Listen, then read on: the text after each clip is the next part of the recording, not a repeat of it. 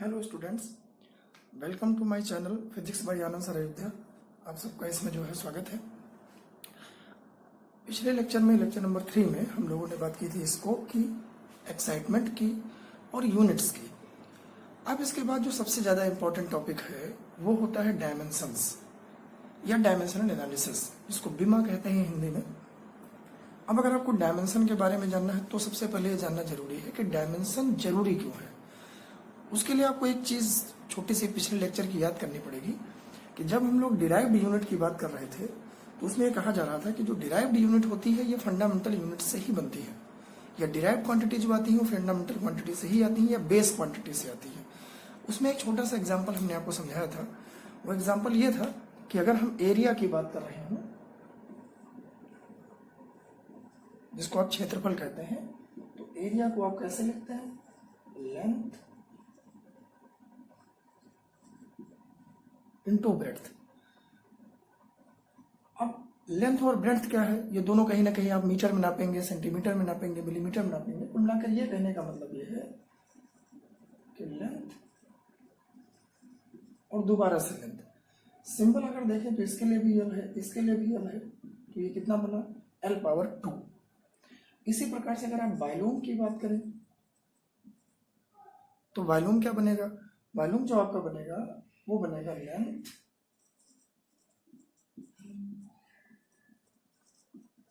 Into में breadth, और इसके साथ एक क्वांटिटी होगी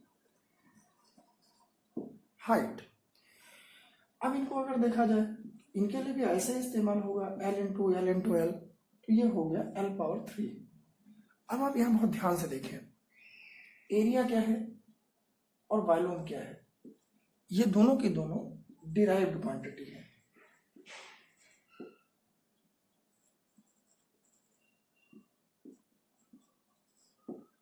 और यहां पर जो L लिखा है या लेंथ जो है वो कैसा है? वो फंडामेंटल क्वांटिटी है। तो डिराइव्ड क्वांटिटी को अगर देखा जाए तो फंडामेंटल क्वांटिटी के पावर्स में लिखा जा रहा है। जैसे यहां पर एरिया डिराइव्ड क्वांटिटी है तो फंडामेंटल क्वांटिटी लेंथ की पावर 2 है, और यहाँ वॉल्यूम डिराइव्ड क्वांटिटी है तो ये फंडामेंटल क्वांटिटी L की पावर 3 है। अब ये जो पावर्स हैं इन्हीं को फिजिक्स में डायमेंशंस कहते हैं। तो अगर आपको डेफिनेशन बनानी है तो क्या कहेंगे आप? तो आप कहेंगे कि dimensions are the powers which represent the derived quantity which raise over fundamental quantity. अगर आप हिंदी में बात करें तो कह सकते हैं कि बीमा जो है वो घातें होती हैं, पावर से एक्सपोनेंट, जिनको हम फंडामेंटल क्वांटिटी पर चढ़ाते हैं या उनके ऊपर लिखते हैं या उन पर लगाते हैं, और किसको रिप्रेजेंट करते हैं? डिराइव्ड क्वांटिटी को। तो एक तरह से देखा जाए तो डायमेंशंस से हमारा काम थोड़ा आसान हो गया। इतने बड़े बड़े एक्सप्रेशन, 3 बार लेंथ लिखना, 2 बार लेंथ लिखना, इन सबको इतना बार लिखने के बजाय केवल L⁻² लिख दें, L⁻3 लिख लें, तो ये समझा जा सकता है कि हम किसकी बात कर रहे हैं, एरिया अथवा वॉल्यूम की। एक और छोटा सा एग्जांपल आपको हम बताते हैं कि अगर आप फोर्स की बात करें तो जनरली फोर्स क्या होगा? फोर्स को आप कहते हैं कि फोर्स जो होता है, न्यूटन का सेकंड लॉ कहता है कि ये किसके इक्वल टू होता है? Mass into acceleration. अब मास क्या है? मास को मास रहने दीजिए। एक्सीलरेशन क्या है? वेलोसिटी में चेंज, और किससे डिवाइड कर दें? टाइम से। और थोड़ा सा और आगे बढ़े तो वेलोसिटी क्या है? वेलोसिटी जो है वो डिस्टेंस या डिस्प्लेसमेंट डिवाइडेड बाय टाइम, और एक टाइम पहले से लिखा है इसमें, तो आप ऐसे लिख सकते हैं कि वेलोसिटी चेंज हुआ वो डिस्प्लेसमेंट अपॉन टाइम हुआ, और एक टाइम पहले से लिखा हुआ है। तो अब आपके पास कितना बना? अब हो गया mass into displacement into time power -2, क्योंकि ये जब टाइम इसके साथ जुड़ेगा तो 2 पावर नीचे हो जाएगा, ऊपर जाएगा तो -2 पावर हो जाएगा। अब डिस्प्लेसमेंट एक तरह की लेंथ होगी, तो हम इसे कैसे लिख सकते हैं? Mass into length into time और इसकी पावर। अब जहां पर कुछ नहीं लिखा होता है वहां मान लेते हैं कि पावर कितनी है 1। यहां पर कितनी पावर हुई 1। अब मास के लिए फंडामेंटल या बेस यूनिट किसको रिप्रेजेंट करती है? मास के लिए हम इस्तेमाल करते हैं m का। लेंथ के लिए किसका इस्तेमाल करते हैं? l का। टाइम के लिए किसका इस्तेमाल करते हैं? t का। तो क्या बना? m power 1 l power 1 t power -2। तो ये पूरा का पूरा एक्सप्रेशन ये बता रहा है कि ये जो फोर्स है वो कौन सी यूनिट है? डिराइव्ड या डिराइव्ड क्वांटिटी कह लें आप। और इस डिराइव्ड क्वांटिटी को आपने छोटा छोटा टुकड़ों में तोड़ा और लास्ट में ये समझ में आ रहा है कि ये डिराइव्ड क्वांटिटी फंडामेंटल क्वांटिटी मास की पावर 1 पर, फंडामेंटल क्वांटिटी लेंथ की पावर 1 पर और फंडामेंटल क्वांटिटी टाइम की पावर -2 पर डिपेंड करती है। तो डायमेंशंस कितनी बनी? इस फोर्स जो कि एक डिराइव्ड क्वांटिटी है, इस डिराइव्ड क्वांटिटी के लिए हम क्या कह सकते हैं कि इसकी डिपेंडेंसी किस पर है? फंडामेंटल क्वांटिटी मास की 1 पावर पर, फंडामेंटल क्वांटिटी लेंथ की 1 पावर पर और टाइम की -2 पावर पर। तो ये जो तरीका है लिखने का, अब इसका बेनिफिट क्या हुआ? इसका बेनिफिट ये हुआ कि आप इसके जगह पर सिंबल इस्तेमाल कर सकते हैं। तो ये जो पूरा का पूरा लाइन लिखा है, इसमें जो पावर्स लिखी हैं ये डायमेंशंस हैं। और इतना पूरा जो लिखा है m power 1 l power 1 t power -2, इसको आप कैसे लिख सकते हैं? पावर 1 जनरली नहीं लिखी जाती है, तो m l t पावर -2 ये कहलाता है कि ये इस फोर्स का डायमेंशनल फार्मूला है। हिंदी में कहते हैं विमेय सूत्र। तो जो पावर्स होती हैं वो डायमेंशंस कहलाती हैं और जो एक्सप्रेशन होता है वो डायमेंशनल फार्मूला कहलाता है।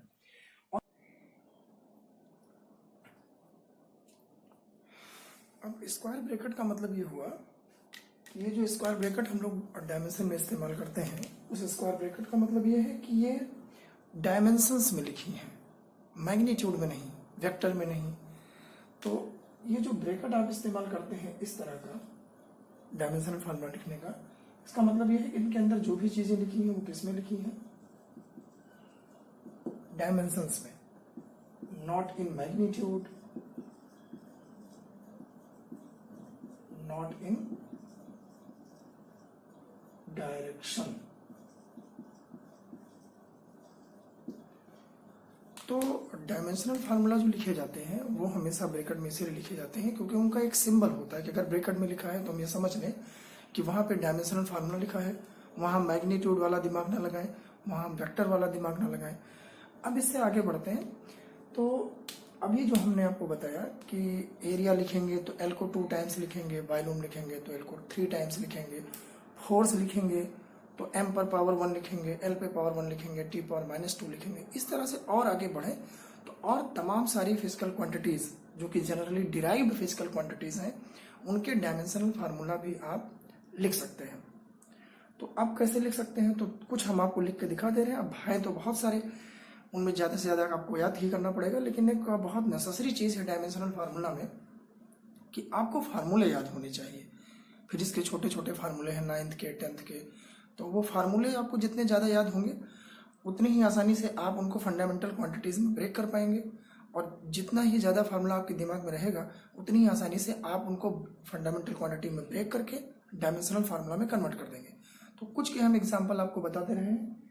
जैसे एग्जाम्पल के तौर पर आप मान लीजिए कि हम अभी लिख रहे थे कि लेंथ लिखा हमने,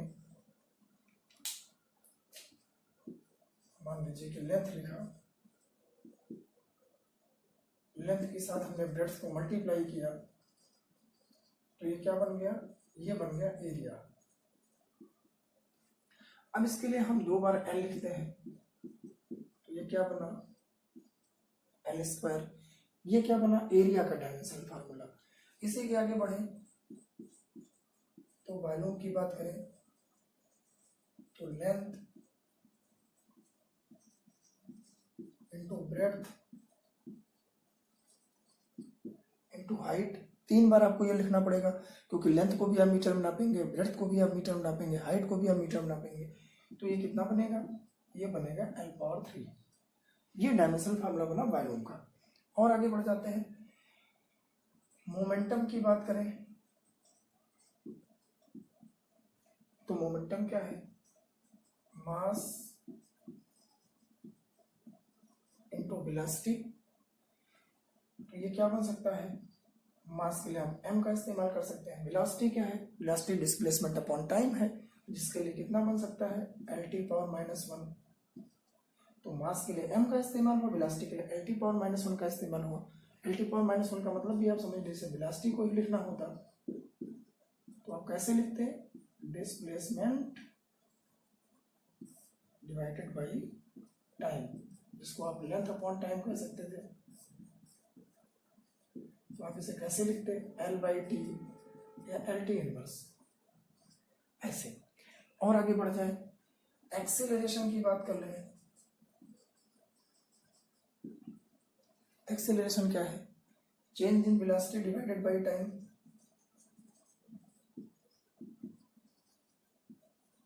change in velocity divided by time. तो एक तरह से देखा जाए तो वेलोसिटी के लिए कितना है, L_-1, ये ऊपर हो गया, टाइम यहाँ नीचे हो गया, ये ऊपर जाएगा तो फिर ये क्या बन जाएगा, L_t-2। अब इसके आगे बढ़े, फोर्स हो सकता है, फोर्स क्या होगा, मास इनटू एक्सेलरेशन, ये क्या बन सकता है, m इंटू L_t-2। इस तरह से हम लिखते चले जाए तो बहुत सारी क्वांटिटीज बन जाएंगी। एक और खास बात, कई सारी क्वांटिटीज का डायमेंशनल फार्मूला एक जैसा भी हो सकता है, जैसे मोमेंटम। अब मोमेंटम में लीनियर मोशन है तो लीनियर मोमेंटम होता है, रैखिक संवेग। अगर रोटेशनल मोशन है तो फिर एंगुलर मोमेंटम बनता है। तो इस तरह से ऐसा भी हो सकता है कि कुछ लोगों की डायमेंशनल फार्मूला एक जैसा हो, जैसे energy, kinetic energy, potential energy, total energy. तो एनर्जी सारी जूल में लिखी जाती है, तो सबके डायमेंशनल फार्मूला एक जैसे होंगे। मोमेंटम एक जैसे डायमेंशनल फार्मूला होंगे। तो इस तरह से कई सारी फिजिकल क्वांटिटी, डिराइव्ड क्वांटिटी ऐसी हैं कि जिनके डायमेंशनल फार्मूले एक जैसे हो सकते हैं, बहुत सारे के अलग हैं, ज़्यादा से ज़्यादा लोगों के अलग ही हैं। तो इस प्रकार से आप डायमेंशन का इस्तेमाल करते हुए बड़े बड़े फार्मूलों को, जिनको आप सेंटेंस में लिखते हैं, सेंटेंस का मतलब ये है लेंथ इनटू ब्रेड्थ, इन सबको आप सिंबॉलिक रिप्रेजेंटेशन में कन्वर्ट कर सकते हैं। तो डायमेंशन का सबसे बड़ा इस्तेमाल ये है कि बड़े बड़े फार्मूलीज को हम छोटा करके जो है वो डायमेंशन में छोटा छोटा लिख सकते हैं। एक तो ये तरीका हुआ। अब इसका फायदा क्या हुआ, स्पेस कम लगेगा, जल्दी से हम समझ जाएंगे। तो एक तरह से सिंबल को जो है वो फिजिक्स में इस्टेब्लिश करने के लिए ये डायमेंशन बनाई गई, ताकि हम सेंटेंस में, वर्ड्स में जो रिप्रेजेंटेशन देते हैं उनको ज़्यादा से ज़्यादा हम सिंबॉलिक रिप्रेजेंटेशन में रिमेंबर कर सकें। अब इतनी सारी चीज़ें समझने के बाद एक बहुत ज़रूरी चीज़ है कि इन डायमेंशन का यूज़ क्या है फिजिक्स में, एप्लीकेशन क्या है, इनकी सहायता से या इनकी मदद से या इनकी हेल्प से हम और क्या काम कर सकते हैं। तो डायमेंशनल एनालिसिस इस लेक्चर का नाम ही था। तो डायमेंशन आपको समझ में आई। तो हम एक छोटा सा फिर से रिवाइज कर दें आपको कि डायमेंशन की बेसिकली ज़रूरत कब पड़ी, जब डिराइव्ड क्वांटिटीज़ को फंडामेंटल क्वांटिटीज़ के टर्म में लिखा जाने लगा। तो एक डिराइव क्वांटिटी में कई सारी फंडामेंटल क्वांटिटी आने लगी। कोई उस फंडामेंटल क्वांटिटी उसमें एक बार थी, कोई 2 बार थी, कोई पावर 1 में थी, कोई पावर -2 में थी। तो इस तरह से डायमेंशनल फार्मूला लिखना पड़ा। तो पहली चीज़ तो ये जरूरत पड़ी कि डिराइव्ड क्वांटिटी में कई सारी फंडामेंटल क्वांटिटी थी, उनके लिए एक सिंबॉलिक रिप्रेजेंटेशन चाहिए था। जो पावर्स बनी उनमें 1 पावर, 2 पावर, -2 पावर, -3 पावर, उन पावर्स को कहा गया कि ये डायमेंशंस है। और जो एक्सप्रेशन बने उनको कहा गया कि ये डायमेंशनल फार्मूला है। दूसरी चीज़, स्क्वायर ब्रैकेट में लिखने का मतलब ये हुआ कि वो उनको आप वेक्टर ना समझें, उनको आप स्केलर ना समझें, उनको ये समझें कि हाँ वो क्वांटिटी किस में लिखी है, डायमेंशंस में। मतलब वहाँ पर ये चर्चा करने की ज़रूरत नहीं है कि ये वेक्टर है कि स्केलर है। उसके लिए आपको पहले बताया गया था कि जिनके पास डायरेक्शन मैग्नीट्यूड दोनों होगा वो वेक्टर्स हो जाएंगे, जिनके पास सिर्फ मैग्नीट्यूड होगा हाउ मच, उनको हम जो है स्केलर कर लेंगे। तो डायमेंशन से एक अलग तरीका है, एक वे कह सकते हैं, एक रिप्रेजेंटेशन कह सकते हैं कि जो फिजिक्स में फार्मूले हम इस्तेमाल करते हैं उनको हम छोटा करके सिंबल के टर्म में कैसे लिखें, वो डायमेंशन एनालिसिस का मेन मोटो है। अब आगे बढ़ते हैं कि डायमेंशनल एनालिसिस का यूज़ क्या है। तो यूज़ के लिए आपको हम थोड़ा सा बता दें कि 3 बेसिक एप्लीकेशन हैं इसके, जिनको फिजिक्स में आप यूज़ कर सकते हैं। अब एप्लीकेशन क्या है, उसमें से जो पहला एप्लीकेशन है, अगर देखें तो आप ऐसे लिख सकते हैं कि हम क्या पढ़ रहे हैं, एप्लीकेशन ऑफ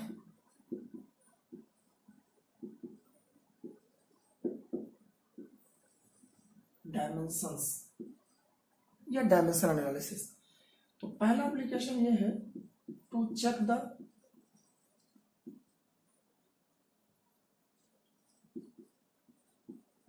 क्या चेक करना है, करेक्टनेस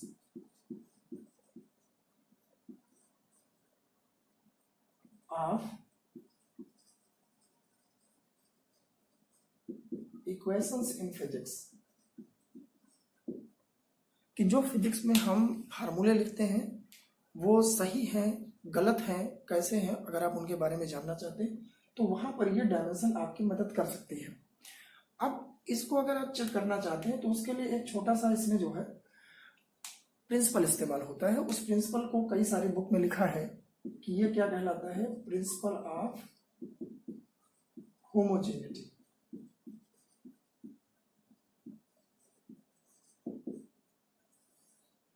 होमोजीनियस का जो वर्ड मीनिंग होता है वो होता है, हिंदी में कहते हैं समांगी, एक जैसा। अब इसमें एक जैसे का क्या मतलब है, एक जैसे का मतलब यह है कि कोई फिजिक्स में कोई इक्वेशन लिखा है तो उस इक्वेशन में कई सारे टर्म हो सकते हैं। लेफ्ट हैंड साइड में एक टर्म हो सकता है, दो टर्म हो सकता है, राइट हैंड साइड में भी एक से या दो से अधिक टर्म हो सकते हैं। तो अलग अलग टर्म की जो डायमेंशनल फार्मूला होना चाहिए या डायमेंशंस जो होनी चाहिए वो एक जैसी होनी चाहिए। मतलब हिंदी में अगर आप कहें तो ये कह सकते हैं कि समान विमाओं वाली राशियों को जोड़ा अथवा घटाया जा सकता है। मतलब जिनके डायमेंशंस एक जैसे होंगे उन्हीं को ऐड और सब्ट्रैक्ट किया जा सकता है। तो एग्जाम्पल के तौर पर अगर आप देखें तो होमोजीनियस प्रिंसिपल का सीधा सीधा मतलब यही है कि जो हमारे पास फिजिक्स में इक्वेशन लिखे हैं उसके लेफ्ट हैंड साइड में जो क्वांटिटी लिखी है उसका डायमेंशनल फार्मूला और राइट हैंड साइड में जो टर्म लिखे हैं उनके डायमेंशनल फार्मूले या अलग अलग टर्म के डायमेंशनल फार्मूले सब एक जैसे होने चाहिए। अगर ऐसा है तो हम ये मान लेंगे फिजिक्स में वो सही है, नहीं है तो हम ये मान लेंगे कि वो गलत है। अब एग्जाम्पल के द्वारा बहुत छोटा सा इक्वेशन आपको हम समझाते हैं। न्यूटन का पहला इक्वेशन,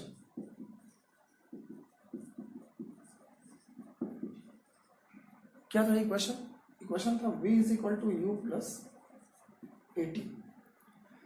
इसमें आप कहते हैं कि v जो है वो फाइनल वेलोसिटी है, अंतिम वेग है, u जो है वो इनिशियल वेलोसिटी है, आरंभिक वेग है, a जो है वो एक्सीलरेशन है और t क्या है, टाइम है, जिससे वो टाइम जिसमें आप v से u तक पहुंचे, मतलब इनिशियल से फाइनल तक। तो अगर इनको डायमेंशनली आप चेक करें तो ये इक्वेशन कब करेक्ट माना जाएगा?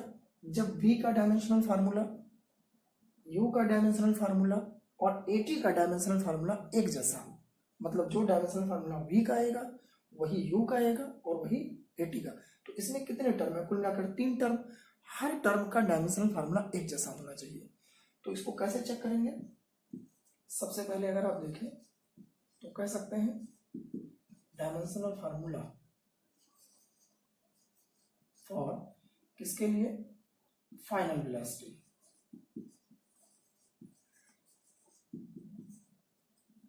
ये कितना बनेगा? (10⁻⁻⁴). अभी पहले लिखा था कि डिस्प्लेसमेंट अपॉन टाइम होगा, टाइम ऊपर चला जाएगा तो लेंथ के साथ मल्टीप्लाई होगा 10⁻⁻⁴। अब चूंकि ये वेलोसिटी ही है तो हम आपसे कह रहे थे कि वेलोसिटी है तो एक जैसा होगा, एनर्जी है तो एक जैसा होगा, तो इनिशियल वेलोसिटी का भी यही होगा। इनिशियल वेलोसिटी u, इसके लिए भी डायमेंशनल फार्मूला यही होगा। लास्ट क्या बचा? एक्सीलरेशन। अब एक्सीलरेशन क्या है? वेलोसिटी चेंज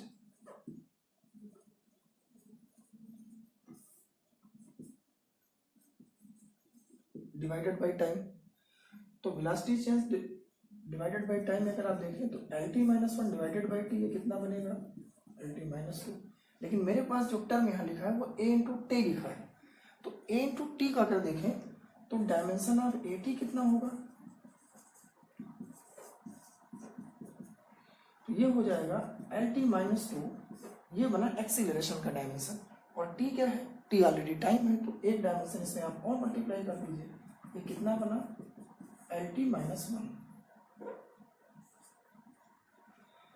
तो अब आपको ये देखना चाहिए कि v का डायमेंशनल फार्मूला कितना है? v का डायमेंशनल फार्मूला बना LT-1। u का डायमेंशनल फार्मूला क्या है? इनिशियल वेलोसिटी है LT-1। AT का डायमेंशनल फार्मूला कितना बना? ये देखिए डायमेंशन ऑफ एटी में एक्सीलरेशन LT माइनस 2 आया था, इसमें हमने टी का और मल्टीप्लाई कर दिया तो ये भी LT माइनस 1 बन गया। इसका मतलब जो u का डायमेंशनल फार्मूला है वही v का डायमेंशनल फार्मूला है, वही AT का डायमेंशनल फार्मूला, तीनों डायमेंशनल फार्मूले एक जैसे हैं। इसका मतलब ये प्रिंसिपल ऑफ होमोजेनिटी को फॉलो करते हैं, इसलिए ये इक्वेशन करेक्ट है। तो जो सबसे पहला डायमेंशन का आपको एप्लीकेशन दिखा वो दिखा कि करेक्टनेस हम कैसे चेक करें।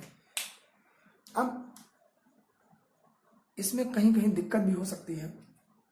दिक्कत क्या है? दिक्कत ये है कि मान लीजिए कि हाफ AT स्क्वायर लिखा है और AT स्क्वायर लिखा है, तो आप अगर ध्यान से देखें तो किसी फार्मूले में अगर कहीं हाफ AT स्क्वायर जुड़ा है और दूसरे फार्मूले में AT स्क्वायर जुड़ा है, तो अगर डायमेंशन के हिसाब से देखेंगे तो ये न्यूमेरिकल वैल्यू है हाफ। न्यूमेरिकल वैल्यू को ये मान लेते हैं कि ये क्या होती है, डायमेंशनलेस। इसमें बीमा नहीं होती है। तो हाफ AT स्क्वायर का जो डायमेंशनल फार्मूला आएगा वही AT स्क्वायर का भी डायमेंशनल फार्मूला आएगा। लेकिन अगर आप वैल्यू की बात करेंगे तो ये AT स्क्वायर पूरा पूरा लिखा है और ये AT स्क्वायर हाफ लिखा है। तो ये एक दिक्कत आ सकती है कि हो सकता है कि इक्वेशन मैग्नीट्यूड में सही हो लेकिन डायमेंशन में गलत हो जाए, या इसका उल्टा कह सकते हैं डायमेंशन में सही हो या मैग्नीट्यूड में गलत हो जाए। तो सबसे ज्यादा जरूरी है चेक करना कि हम पहले यहाँ कंफर्म हो लें इस हाफ AT स्क्वायर में और AT स्क्वायर में क्या मामला है। तो उसके लिए आप ये कह सकते हैं कि AT स्क्वायर और हाफ AT स्क्वायर दोनों के डायमेंशनल फार्मूले तो एक जैसे हैं लेकिन दोनों का मैग्नीट्यूड एक जैसा नहीं है या वैल्यूज एक जैसी नहीं है। तो इन चीज़ों को भी आपको ध्यान से देखना पड़ेगा। उनके लिए तरीका ये है कि आप ये मान के चलें कि जो न्यूमेरिकल वैल्यू होती है इनको हम कभी इनका डायमेंशन नहीं मानते। 1/2 लिखा है, 2 लिखा है, कुछ भी लिखा है, हम केवल डायमेंशन फार्मूला उन्हीं का लेते हैं जो हमारे पास सिंबल्स होते हैं या जो हमारे पास फिजिकल क्वांटिटीज होती है। तो ये एक एप्लीकेशन आपके पास था कि डायमेंशन के एप्लीकेशन में आप ये कह सकते हैं कि अगर हम डायमेंशन का इस्तेमाल करेंगे तो हम किसी भी फिजिकल इक्वेशन की करेक्टनेस चेक कर सकते हैं और इसी हिसाब से हम ये बता सकते हैं कि ये इक्वेशन सही है कि इक्वेशन गलत है।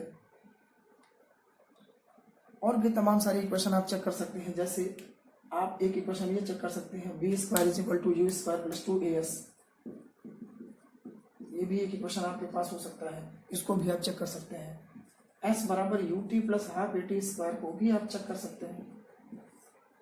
अब इनको चेक करने का क्या तरीका है, आप v² की डायमेंशन निकालें, वेलोसिटी 2 बार हो जाएगी, एक बार LT-1 फिर LT-1। आप u² का डायमेंशन निकालें, इसके लिए भी वही फार्मूला होगा जो v² का होगा।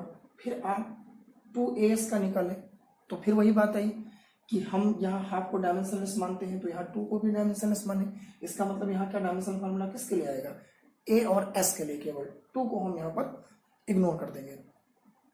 तो इक्वेशन अगर आप ध्यान से देखें तो डायमेंशनली चाहे v² = u² + 2as लिखा हो तब भी ये डायमेंशनली करेक्ट आएगा, और अगर हम 2 हटा देंगे तब भी ये डायमेंशनली करेक्ट आएगा। लेकिन इक्वेशन गलत हो गया क्योंकि जो पहले लिखा था वो आप जानते हैं ये सही लिखा था इक्वेशन, लेकिन अब जो इक्वेशन लिखा है ये गलत लिखा है। तो ऐसा हो सकता है कि इक्वेशन डायमेंशनली करेक्ट हो लेकिन इक्वेशन रूल के हिसाब से सही ना हो, प्रिंसिपल के हिसाब से सही ना हो, नियम के हिसाब से सही ना हो। तो इन चीज़ों का भी यहाँ पे ये ड्रॉबैक भी कही जा सकती है डायमेंशन की, कि इक्वेशन डायमेंशनली करेक्ट हो सकते हैं लेकिन रियलिटी में वो करेक्ट नहीं हो सकते हैं।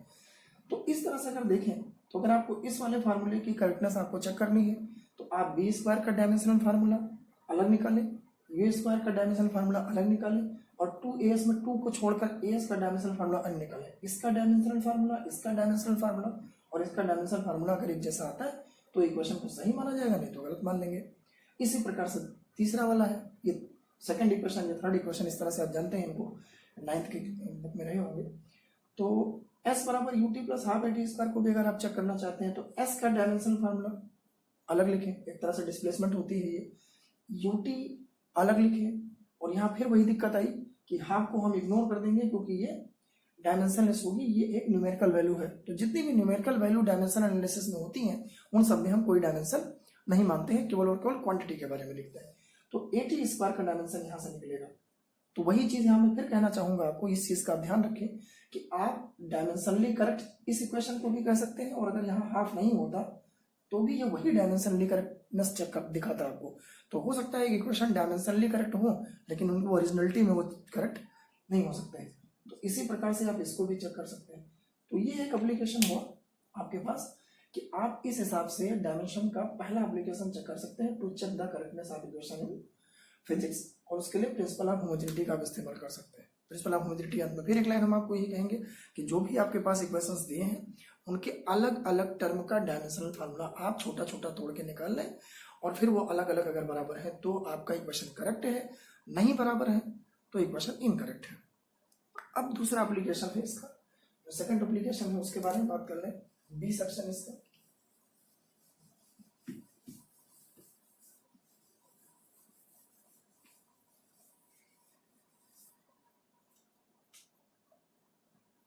दूसरा हमने आपसे कहा था कि जो है इसमें 3 एप्लीकेशन है।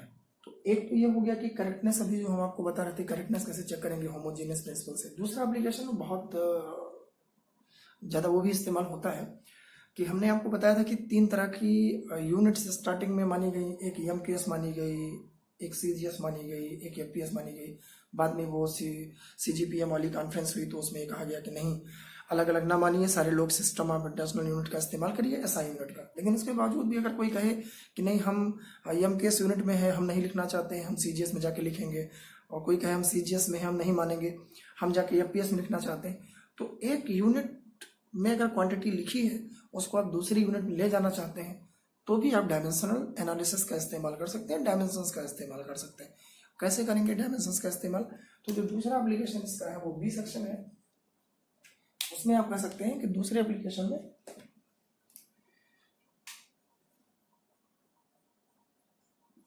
To convert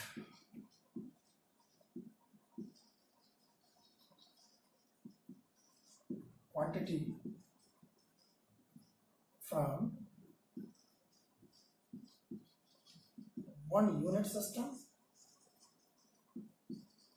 to other unit system, कि आप जो है क्वांटिटी को एक यूनिट सिस्टम से दूसरे यूनिट सिस्टम में कन्वर्ट कर सकते हैं।